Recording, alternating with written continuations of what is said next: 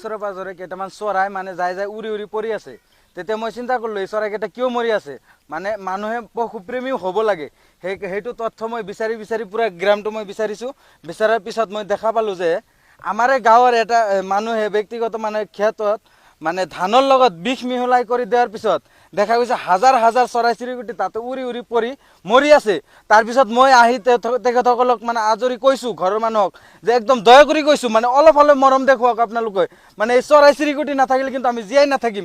এটা সময়ত দেখা যায় এই চৰাই চিৰিকটিয়ে কীট পতংগবিলাক খাই কিনে আমাক জীয়াই ৰখাত সুৰক্ষা দিয়ে, কিন্তু এই চৰাই চিৰিকটি যাতে বাচি থাকে সেইকাৰণে যোনটো ক্ষেত্ৰত আপোনালোকে বিষ মিহলাইছে সেইটো ক্ষেত্ৰৰ ওপৰেদি যিকোনো হালতত নেট এটা পাৰি দি হ'লেও চৰাইকেইটা যাতে ইয়াতে খাব নোৱাৰে সেই ব্যৱস্থা আপোনালোকে কৰক। মই কাকতি অনুৰোধ কৰাৰ পিছতো দেখা গৈছে সিহঁতৰ মানে গাফিলতি। এতিয়ালৈকে মই ইয়াতে অহাৰ পিছৰ পৰা আপোনালোকেও সাংবাদিকসকলেও চাই আছে, আপোনালোকে কিমানকেইটা চৰাই মৰিছে এতিয়ালৈকে 100ৰ ওপৰত চৰাই এতিয়া আপোনালোকে অহাৰ পৰাই মৰিছে। আৰু ৰাতিপুৱাৰ পৰা যদি আমি কেলকুলেশ্যন কৰোঁ প্ৰায় 5000ৰ ওপৰত মানে চৰাই চিৰিকটি ইয়াতে মৰিছে। তো আপোনালোকৰ হাত জোৰি অনুৰোধ কৰিছোঁ প্ৰশাসনৰ ওচৰত যে অতি সোনকালে আহি কেনে এইটো ৰেস্কিউ কৰক আৰু যাতে আৰু এটা নতুন চৰাই যাতে ইয়াতে নমৰে। আমি কিন্তু বহুত চেষ্টা চলাই আছোঁ কিন্তু পাৰা নাই। যাহাতে যিবিলাক মানুহৰ খেতি পথাৰ সিহঁতে কিন্তু এতিয়ালৈকে গুৰুত্ব দিয়া নাই। এতিয়াও কিন্তু সময় আছে, আমি এইটো ক্ষেত্ৰত পূৰা পানী চানী মাৰি হ'লেও মানে চৰাইকেইটা বচাব পাৰিম। তো সকলোৰ ওচৰত মোৰ এইটো অনুৰোধ থাকিল যে অতি সোনকালে এই চৰাইকেইটা যেনেকৈ হওক জীয়াই থাকে সেইটোৰ ব্যৱস্থা লওক আপোনালোকে।